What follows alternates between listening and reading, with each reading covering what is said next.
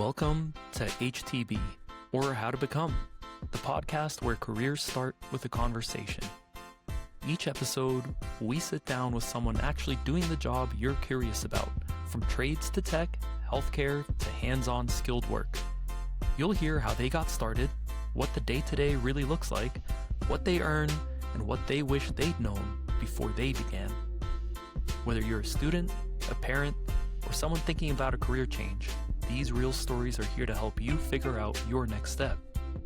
Let's jump into today's conversation and learn how to become, well, anything. This episode is brought to you by Libre Coffee, roasted right here in Oceanside, California, and delivered straight to your door. If you're still grabbing whatever bag is on sale at the grocery store, it's time to upgrade your morning. Libre specializes in organic, whole bean coffees from places like Colombia, Guatemala, Ethiopia, Mexico, and more, all roasted in small batches so you actually taste where the coffee came from instead of just generic dark roast.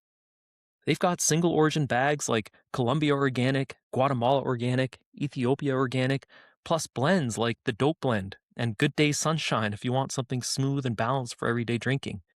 And if you love coffee but not the jitters, they even have a Swiss water decaf option, so you can sip all day or at night and still sleep.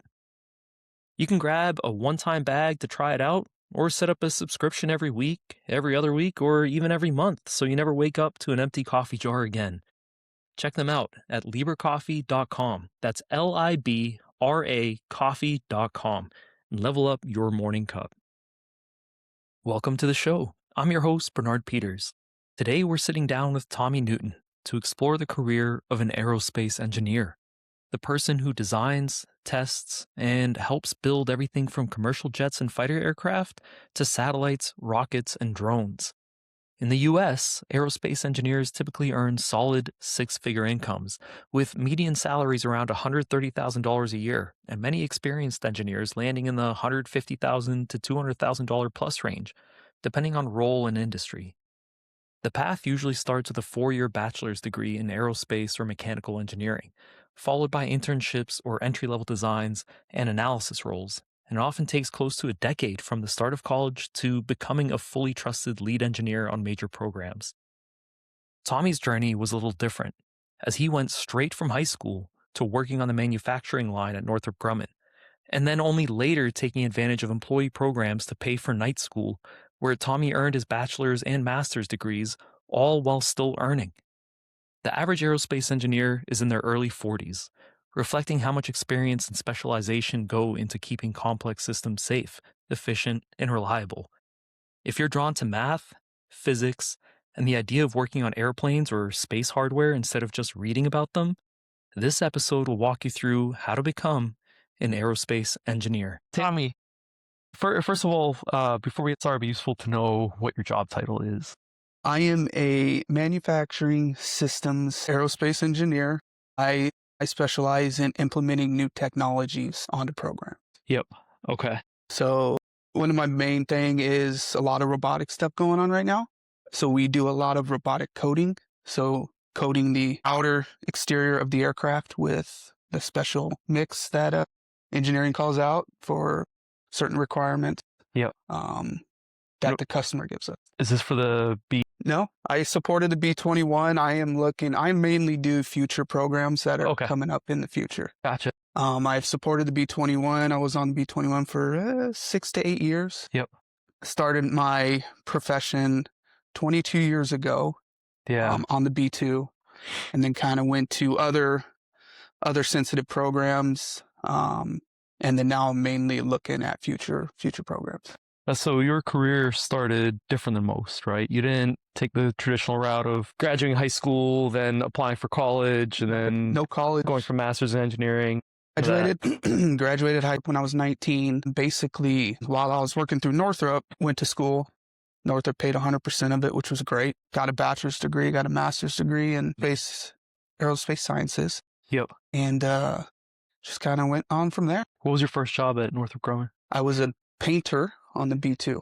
That is amazing. Painter on the B-2. So you worked on the line. Worked on the line. Yeah. Loved it.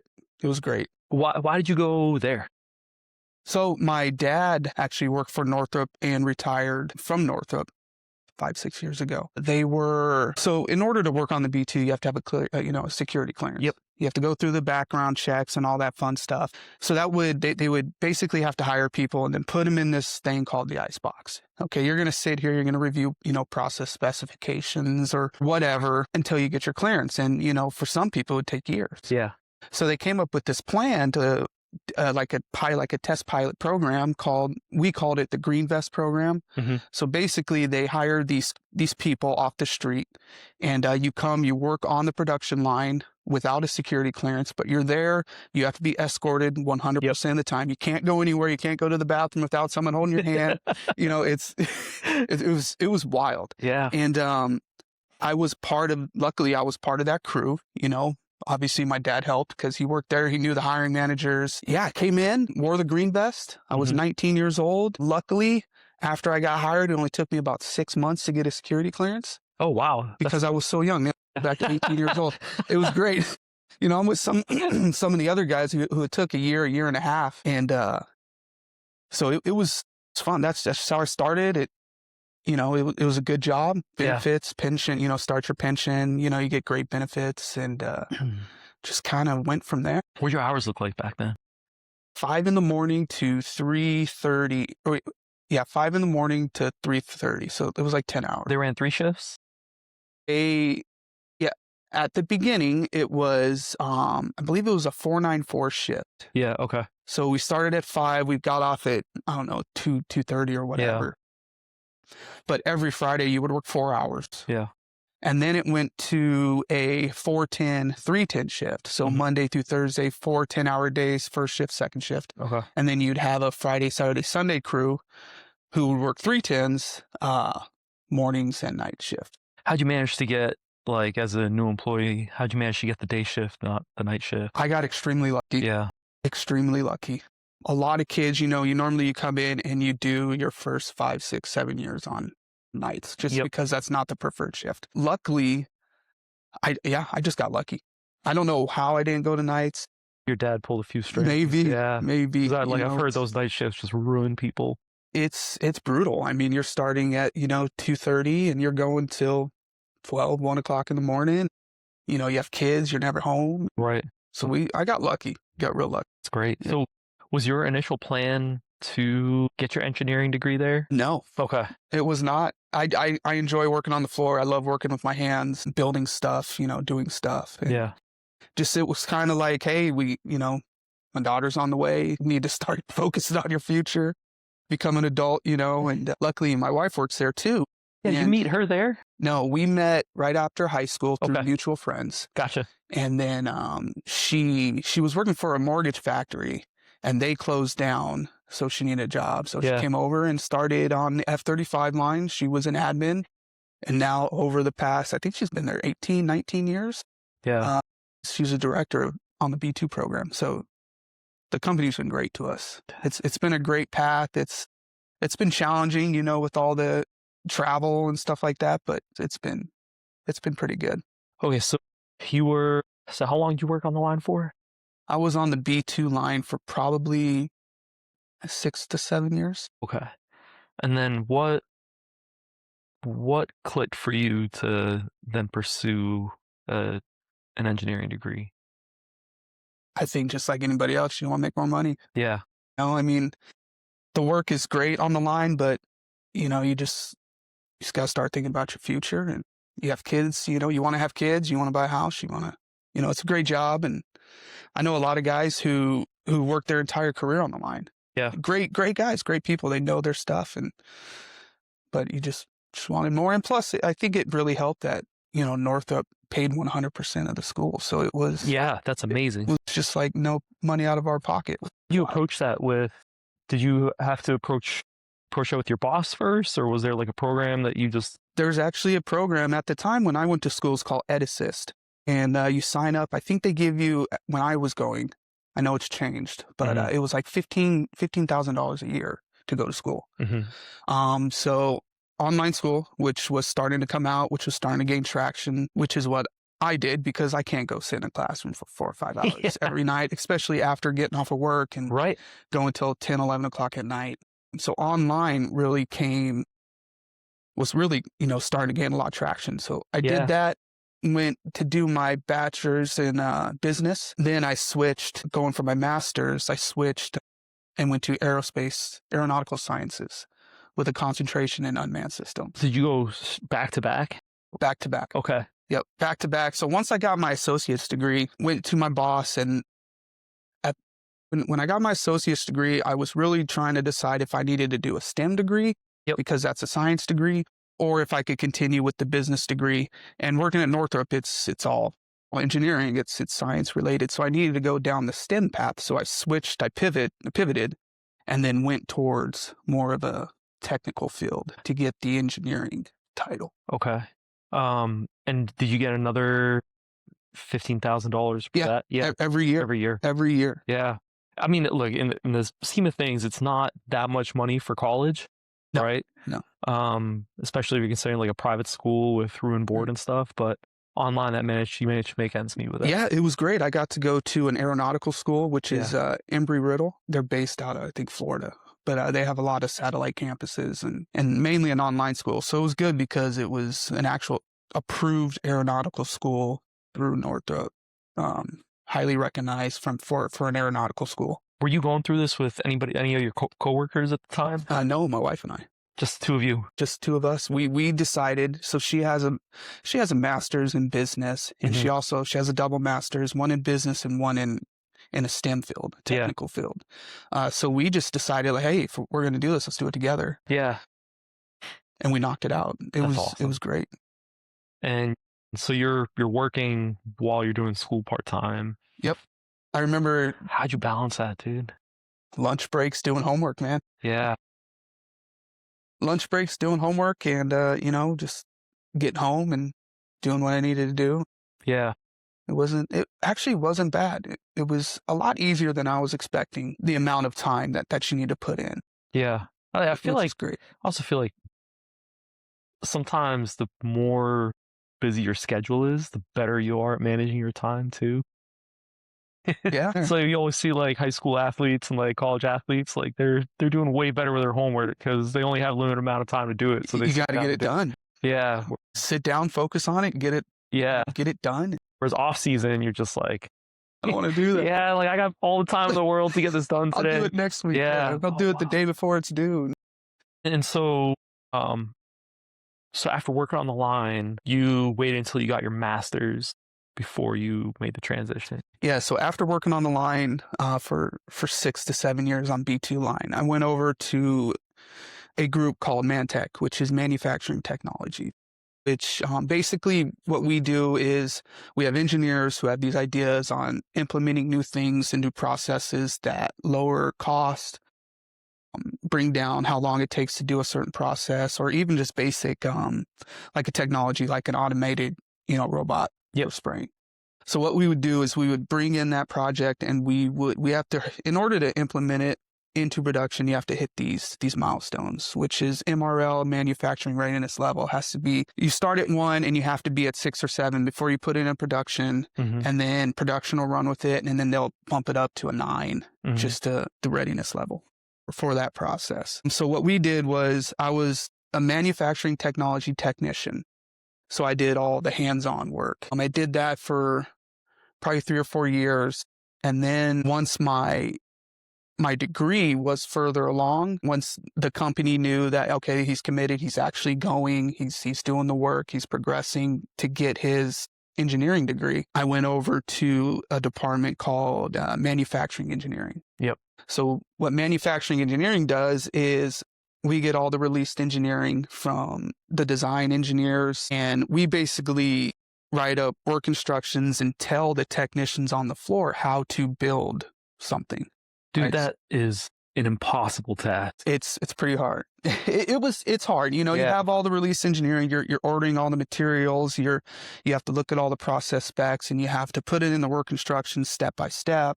You got to do X before you could do Y. You got to do Y, before you do Z. Just kind of going through it and just basically telling them how to build the aircraft. Yeah. So did that for, and probably on some closed programs, can't talk about. Right. And then went over to B20 as an ME.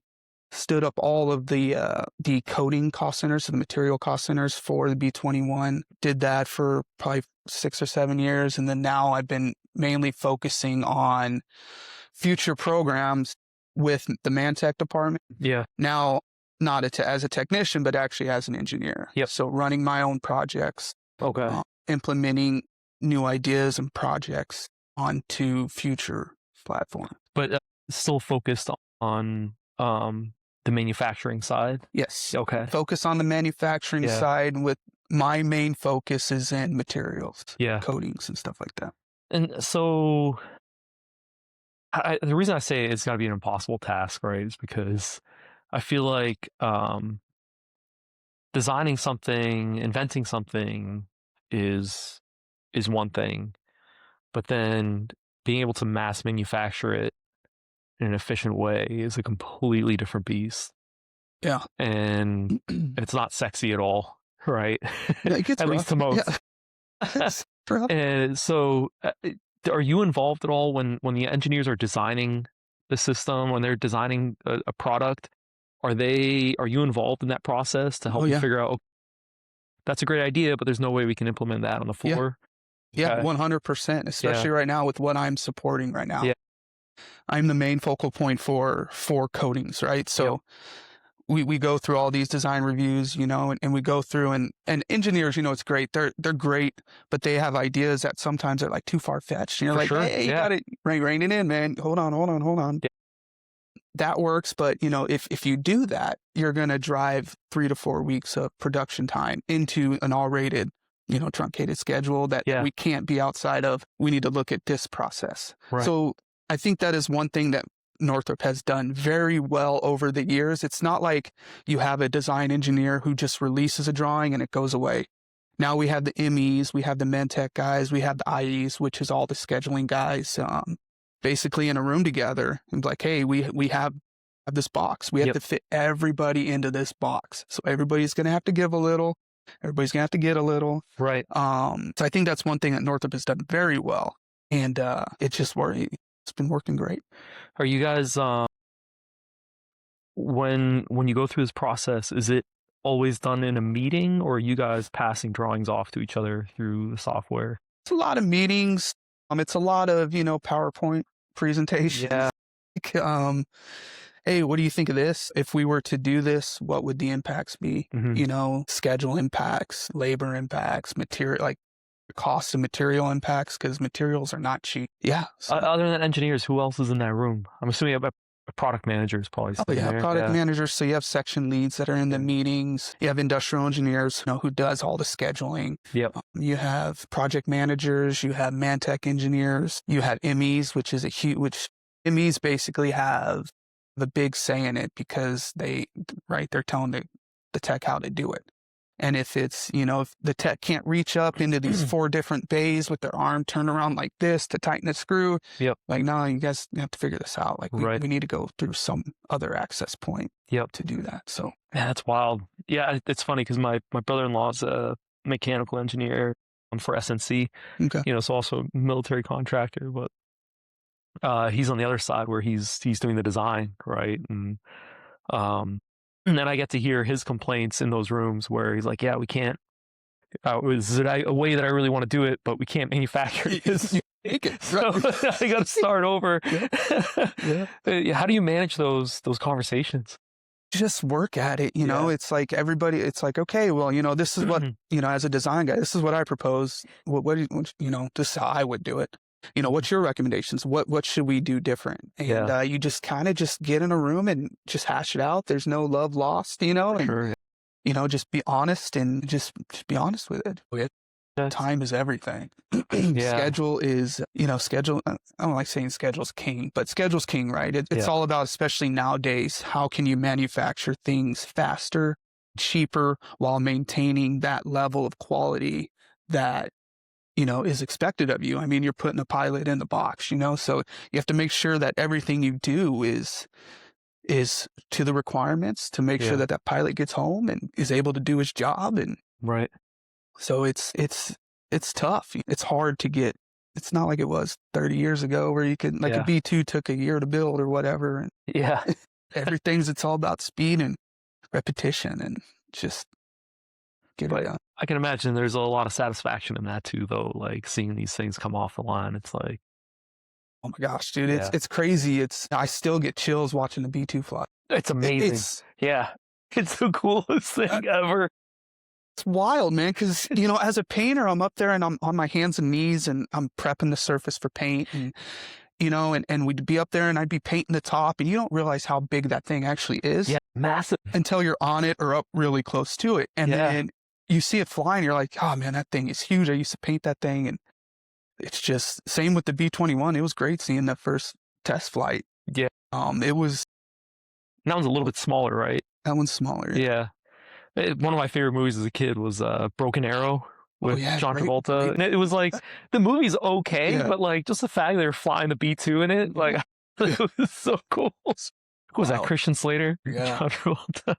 I gotta watch that one again. That was good. I think, wasn't that an F-117 or something they were doing? I don't remember what it was. But it was Oh, you know what? Maybe it was I think it was F-117. F-117. Which I thought was weird because they were carrying a nuclear warhead, Right, or carrying a nuclear bomb, and I'm like, Yeah. no, it should be the B2. Yeah, there was the F-117. Who makes that? Lockheed Martin. They Okay. made it. It's not in production or anything. No. It's Yeah. 30 years old. Yeah. But yeah, Lockheed. I always thought the B2 looked way cooler. B-2 is a cool aircraft. She's old, man. It's crazy that It's weird to think that it's old. 1980s it rolled. Yeah. The first one rolled off the line, and I think it was 89, 88 or something like Yeah. that. And she still performs to this day. Yeah. It's still one of the. What were the ones that they flew over Iran last year? Were those B2s or were Those are they were B2s. B2s? Yeah. That's amazing. Yeah, and the range on those things. Well, it's all about aerial refueling. Yeah. I think they said they refueled like 4 or 5 times.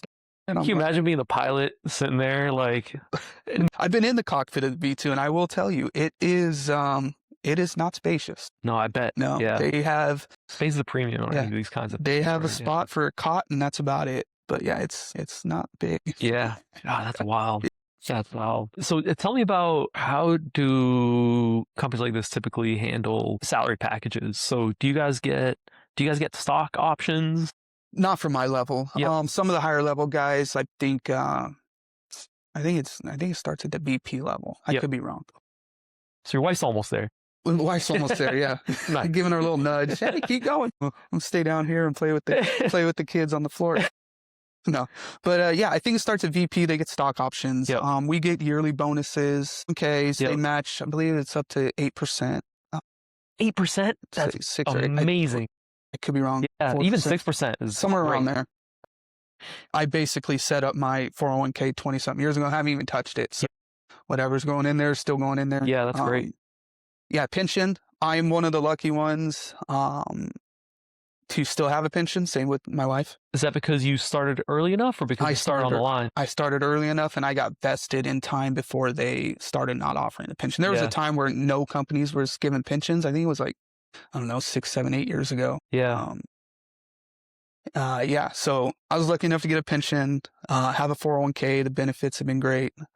We get yearly merit increases based on, you get a percentage based on how the company does, obviously.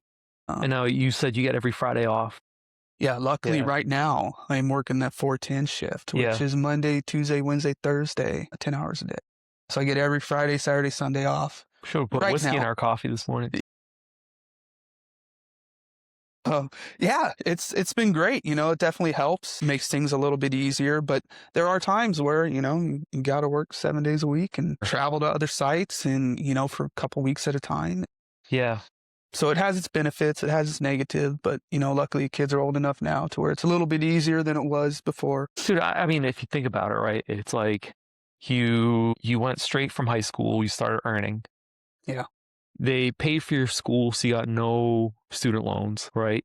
You got a pension, you got a K with matching, you got health benefits, and there's a path to stock options one day. One day. Like, it's an amazing career. It's been great. And to be honest, like I never expected to be in aerospace. Never. I mean, I was a baseball kid growing up. I wanted to play baseball my entire life. Yeah. To where it started, I was just happy to get, I'm 18, 19 years old, Yeah. I think I was making $12.50 an hour, which was like, When was this? this was 2020 or 2004. Yeah, 2004. So I think minimum wage was 6.25 or something Yeah, like that. I was working 12.50 at a is not pizza bad. place making pizza dough, and they gave me a call. They're like, "Hey, you want a job? Yeah, for We're twice offering the you wage. 12.50." I'm like, "I'll start tomorrow." Yeah. It's like, I'll start right now. I'm on my way. Yeah, that's double your wage at that point. Yeah, that's amazing. Yeah. Tell me about the travel that you've had to endure. Boy. Been to a lot of cool spots. New Mexico was one of them. Been to Whiteman Air Force Base a lot, which is basically the home of the B-2s. Yeah. Right over there in Missouri. Did a lot of retrofits, a lot of refurbishing and stuff like that. Gotcha. Because it's on the Air Force Base, so they don't really have, I mean, they have the knowledge, but when it comes to actually having to repair like a big portion of something, Mhm. multiple layers, multiple structures, they don't really have that kind of experience. So they send us out there a lot. My main thing right now with, B-21 and some other future stuff is Florida. A lot of travel to Florida. Now, is that to meet with other Northrop Grumman sites or with Yep. partners or what? Yep. Meet with, we have suppliers go out, we're Yeah. standing up a lot of stuff out in Florida. Not just, Melbourne, Florida, but some other cities out there. Mhm. Standing up just new buildings to do work. Yep. On future programs. So Yep. a lot of travel. That's the last 4 years has been just strictly focused on Florida. Travel probably once a month, Okay. maybe twice. For about a week. About a week. Leave Yeah. on a Sunday, come back on a Friday, All right. kind of thing. So Yeah. And then Taylor's traveling as well. Taylor, yeah, with her position, she travels as well. So Yeah. that's always fun. It's trying to coordinate when and where to go and who gets this week, who gets that week. Is this more important than what she, Yeah, it's just, right. it's balancing. It's really tough. It's hard. And then you have kids and, Yeah. like your kids. I mean, my kids play sports all Yeah. week long. It's Monday through Friday. And Right. it gets challenging. Dude, it's hard too, right? Living in the city we do, you need two incomes to make ends meet too. It's like, Yeah. but your job is here too, right? Yep. Wow. We were lucky enough to move to San Diego from Palmdale. And don't see that very often. Normally it's people moving to the product. We got to move away from the product and still support the product. So Yeah. it's actually works really well. Yeah, that's great. Do you, I'm assuming with your job, you don't get to work from home much, right? So you got to be in the office. Not all the time. Yeah. One great thing about where I work is, work-life balance. They really do a good job with balancing that work and balancing home life. So if you need to work from home, you can, since I'm supposed to go to 4:30, I work from home sometimes in the afternoons, because I got to get Yep. Evan, my son, Yep. from school. But yeah, I mean, it's been great. Yeah. When the kids are sick, I give my boss a call, like, hey, here's the situation. I need to work from home today. Luckily, not all of my work is classified. There's a good portion of it that's Yeah. unclassified still. That definitely helps as well. Yeah. I talk about like security clearances and stuff, but a lot of SMC, there's one department there where like, when they go into their section of the building, they got to leave everything outside. Oh, yeah. And then they can't even get a cleaning crew in there. So like Mhm. Fridays they work a half day, and then the afternoon they all they have a rotating list of chores. Yeah. So it's like you gotta clean the bathrooms today. You're doing the kitchen. You're doing dusting and vacuuming. Like because they can't even have a cleaning crew in there. Yeah, it's wild. You can't have cell phones, you can't have wireless earbuds, you can't have, I mean, sometimes you can't even take your key fobs in there. No Apple Watches, no Yep. Fitbits, no nothing. Yeah. And it's all from a security standpoint. I'll never forget this. I was working in Palmdale, and but you are allowed to have a pager. Oh no way. Pager, right? All right. So this is when Riley was 6, 7, 8 years old. We drop her off at a babysitter who would take her to school. Yeah. And then pick her up from school, and we'd get her from the babysitter's house. And I'm like, okay, so how do we get a hold of you if we need to get a hold of you? So pager. What? Pager. I'm like, yeah, pager. I'll give you my pager number. How do you do a pager? Call it. It's like, are we really that's that far amazing. gone? It's like doctors, drug dealers, and high security clearance engineers. Yep. Yeah. It's funny. You go to a program, inside program on the line and stuff. You see all these people with pagers. Yeah. And that's the only way your family could get a hold of you, because you can't, Right. nowadays, your phone's everywhere with you. For sure. Yeah. But yeah, that was the only way to get a Yeah. hold of your spouse. Wow. Yeah, that's Yeah. interesting. It's good to know that pagers are still around. Pagers are still around. They're living. They're still living. Those companies are still doing fine. It's so funny. Do you manage a team of people? Yeah. There's four of us. Okay. There's four of us. Yeah, and then my boss. But yeah, so there's a group of projects, and we have four engineers who've had the same projects for probably the last 2, 3, 4 years. Mm-hmm. And that's just slowly building up those projects to be able to transition that new technology or that new build process Yep. to production. And then Yeah. production will take it. And then we will still support production, as they're working through their process to get it more mature. And then we will basically stand back and then we'll start something new. Do you think you have an advantage with this role with somebody else coming in? Like, let's say somebody else just goes college route, right, gets their master's and then dives in. Do you think you have an advantage because you've been on the line and you Oh, probably yeah. know some of the people and like you've seen that side of things? Yeah. Yeah. Definitely. Experience is, Yeah. when, to me, experience is key. It's everything in what we do, getting to be on the floor, putting hands on the product, doing the processes, you just learn so much. Yeah. And you learn so much from the older guys who have been doing it for just that, for 20 years. Yeah. You learn all the, not the tricks, but all the just ways to do things better, to do things faster. And definitely being able to take that to the engineering side, I could apply all that knowledge That's awesome.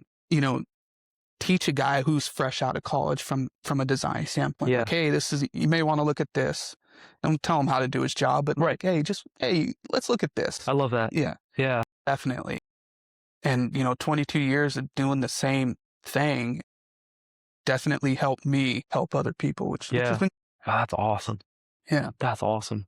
How has your job, like your role with technology, like how's it changed over the last like 5 years? Everything's automated. Yeah. It's funny because 5 years, I would say 10 years. Yep. It's changed so much. We're using robots for everything. Whereas when I was on the line, we were hand painting, we were hand drilling, we were doing everything by hand. And now everything is, automated drilling, automated sanding, automated mask, automated spraying. Everything's automated because you could just run a robot nonstop. Yeah. And it's so accurate that your tags and your oops, from people are human, right? Yeah. And mistakes, they just kind of go down. Has that added new limitations though about like how a product's designed because robots aren't necessarily as malleable, or has it the technology just caught up? The technology is just caught up. It's wild, and to see how it's changed. And luckily, I was to be able to be on the floor when a lot of the things were hand done by an actual person, to see what it has become today. It is just wild. Yeah. Wild. Not just from like an automated standpoint, but just like everything about the aircraft is just wild. It's pretty cool. Especially when you start thinking about like the unmanned stuff now too, right?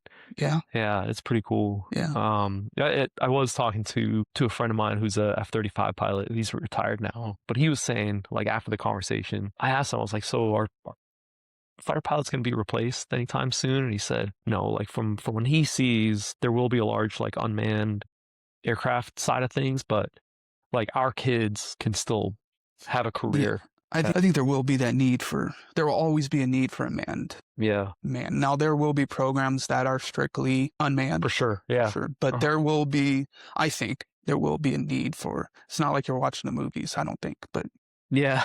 But I never know.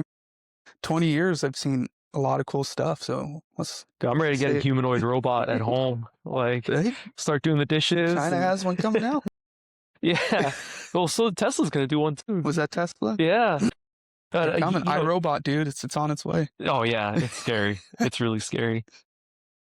So you and your wife took very different paths, but started from a similar place, right?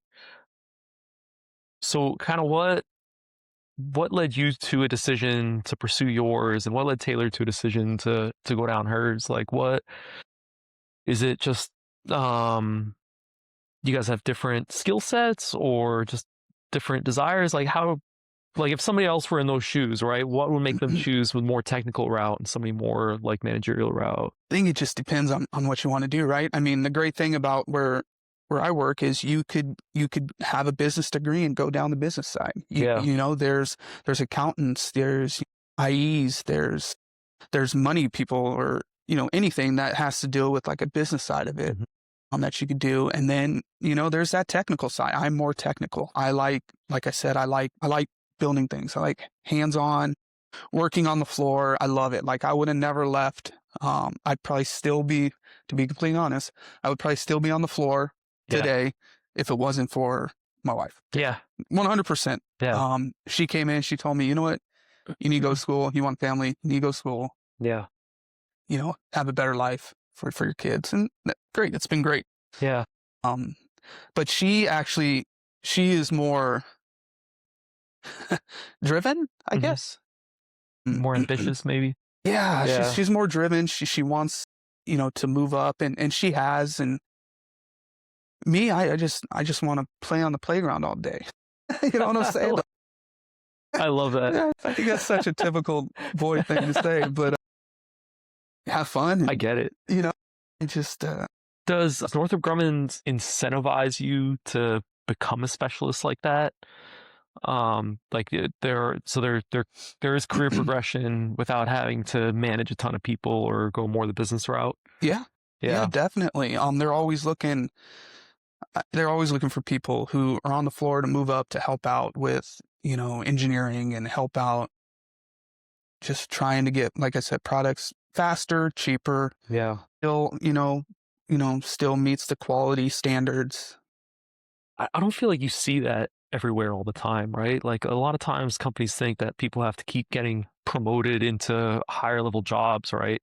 And the irony of that is you're eventually going to get promoted to a job that you can't perform at anymore, Yeah, right? too high. But then you also lose people who become like real specialists in what they do because they hit kind of a salary cap very early on, right? And then they got to move to a different company or decide, all right, I Yeah. got to go the managerial route or whatnot.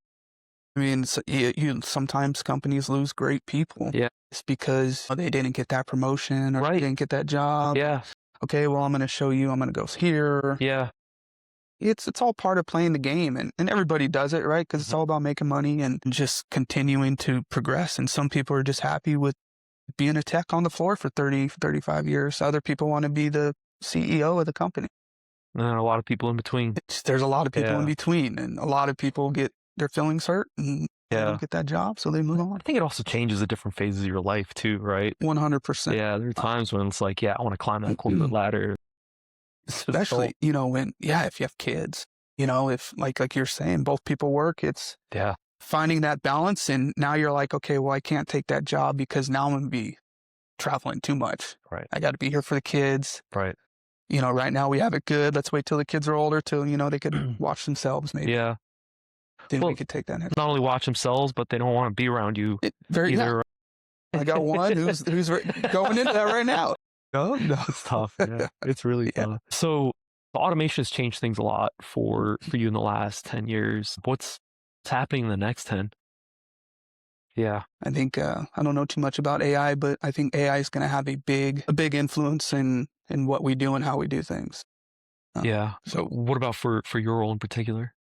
my role, I mainly think it's just going to get AI is going to make robotics better. Yeah. Gotcha. I don't think it'll do anything for my role. Unfortunately, I think it'll take away from the people on the floor. Mm. We won't have as many technicians on the floor, Yeah. unfortunately. But I think it's just going to evolve the robotics just next level to Yeah. where there is no rework. There is no, you come in instead of sanding a part, you just paint the part and it moves, Yeah. a lot of post-process. In my world, it's a lot of post-processing that takes the time. And that's what we're trying to bring down, the amount of post-processing it takes. What about materials? Like new advancements in materials? New materials? They're rapidly changing. Yeah. As you know, radars get better year over year, and the materials have to compete with the radars to get better too. Yeah. That's wild. How do you tackle a particularly big challenge at work, like a big problem? How I would do it is I would get the experts who know how to do that process, put them in a room and just start talking through it. Just trying to figure out where's the issue, how to fix the issue. What do you need to fix the issue? And just kind of just start working through it and writing it down and documenting. And I think that's a big thing, is documenting everything you do. So that's how I would do it. You've touched on this a few times, but what's the best part about your job? Seeing the delivered product. Yeah, especially because it's such a cool product. Yeah, that and seeing the product fly, I see it every Rose Bowl parade. Yeah. B2 flies over, and we always record it. And it's, I don't know why. I've seen that thing flying for 20-some years, but it's just great. You don't understand like that. It's a big aircraft. And yeah. And it's so unique looking too. It is. Yeah. It is. And just, it's cool. It's cool. That's awesome. I love seeing the final product fly and do missions and knowing that, the pilots, could go do what they need to do and get back home safe. Right. Right. That means what we did was worth it. Everything worked. The quality was good. It's 30 years later, it's just still kicking. Awesome. Yeah, it's so wild. If you were to go back and have a conversation with 17-year-old Tommy, what would you say to him? What advice would you have for him? Learn as much as you can. Listen to everybody, because the old guys on the floor, all that experience, all that knowledge is not going to be there one day. And that's kind of what we're seeing now, is all that, we call them graybeards. All the graybeard knowledge is starting to retire. They're starting to leave, and they're leaving big voids, and, we're struggling to keep up. So I guess it's just like, listen, pay attention to everything. Take any advice. Don't take any advice for granted. Just work hard. Dude, pretty soon you're going to be a graybeard. I'm getting there. I'm pulling them out already. Yeah. So I don't know if they're leaving. I think they're just transitioning, right? They're to the next generation for you guys. It's definitely the next generation. Yeah. Yeah, you'll be it soon. Yeah. And I'm considered young. I mean, honestly, like a lot of transitioning to, it's so funny. It's hired in at 19, calling all these guys old, and they were my age. Right. And now I'm their age and I'm being called old, and I'm like, what the heck is what happened? Weird, dude. It's weird, but we're not as old as we're going to be. You're right. I think when we're 80, we look back and we'll think it's ridiculous that we thought we were looking old at 40. At 40. Yeah. I hear you there. Tommy, this has been great.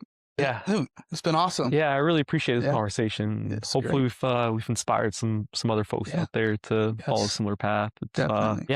And to think that you had no intentions of going this route, and this company was able to support that, 100% through the way, and that you also get to work on such a cool product. Yeah. Like, not everybody has that opportunity, right? No, everybody wants the opportunity, and they don't, unfortunately, they don't get it. Yeah. Or it passes them by. They just don't seize it either. Yeah. So I was fortunate enough to do it, and it's been great. I really admire that. Yeah. Yeah. Well, thanks, Tommy. Appreciate you, brother. Thanks for having me on, man. Thanks, dude. That's great. I hope you enjoyed that conversation with Tommy as much as I did. I love how he went straight to work after high school and then took advantage of his company's programs to pay for his bachelor's and master's degrees while earning full time. It must have been difficult to take night classes after a full day's work, but those early sacrifices really paid off in the long run for him. It's interesting to hear how Tommy's effectiveness at his current role is attributed to actually working directly on the line in his younger days. That type of practical experience simply cannot be taught in school, and Tommy was able to leverage that in his later career. I think my favorite part is Tommy's advice to young professionals to learn as much as possible from experienced colleagues, as the knowledge and skills of the older generation are invaluable and will eventually need to be passed on. If you enjoyed this podcast, give us a like and follow. You can also check out our website at htbpod.com to see a database of jobs we've interviewed for already. We mapped out each career with key responsibilities, educational requirements, pros and cons, advice for the roles, and paths to get there, as well as some useful recruiting links. And if you feel like you have an interesting career and want to tell your own story on our podcast, just go to htbpod.com and submit the form. Thanks again, and see you next week.